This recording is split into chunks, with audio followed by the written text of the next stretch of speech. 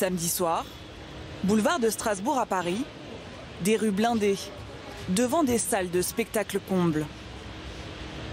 À quelques rues des terrasses meurtries par les attentats, le théâtre de la Scala vient de rouvrir ses portes. C'est un des 25 théâtres du quartier qui s'appelle le quartier des théâtres, qui est le Broadway parisien, Strasbourg-Saint-Denis. Donc on a la Scala qui est là, on a le Comédia qui est en face, à gauche le théâtre Antoine. Et du coup, on a un flux comme ça de pas loin de 3000 spectateurs qui sortent, qui rentrent. C'est un quartier assez formidable pour ça. À la belle époque, ce concert-bar devient symbole de la fête parisienne. En 1936, il se transforme en cinéma art déco, puis en multiplex porno, avant de se mettre en veille pendant plusieurs décennies. Quand Frédéric rachète ce lieu en 2016, voilà ce qu'il trouve. Une friche de 1700 mètres carrés, laissée à l'abandon. La première fois que je suis rentré dedans, c'était que de l'émerveillement, quoi. Et quand j'ai vu ça, je me suis dit, mais c'est pas possible que ça existe.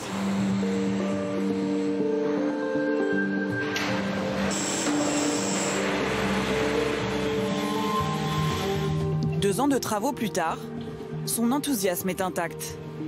C'est ça la vision que les artistes ont quand ils sont sur le plateau. C'est une salle qui a résisté à tout et qui n'est jamais morte. Frédéric rachète la salle quelques mois seulement après les attentats de novembre.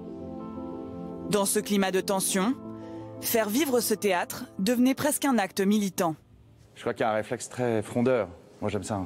Non, pas une seconde, je me suis dit que c'était pas raisonnable d'ouvrir un théâtre après le Bataclan. Non, pas une seconde, au contraire.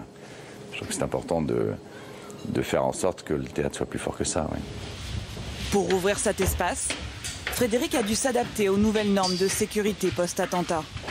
Cette petite chose-là qui est en ventouse, c'est-à-dire que toutes les portes du bâtiment sont fermées, sont commandées du poste de contrôle, du poste de sécurité, et tout est sous caméra, les caméras qui sont là, de manière à ce que les portes, quand elles sont fermées, soient verrouillées par le SIAP, par le pompier de service qui est dedans jour et nuit.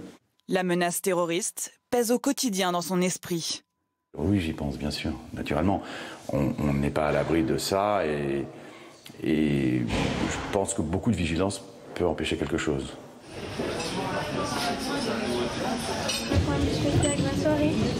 Bonsoir. Merci.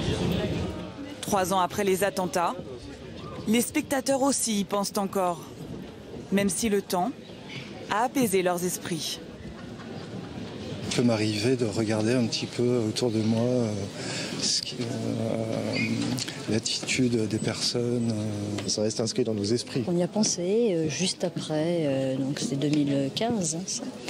Et maintenant, c'est vrai qu'on n'y pense pratiquement plus. Il ne faut pas se laisser abattre, il faut continuer à vivre.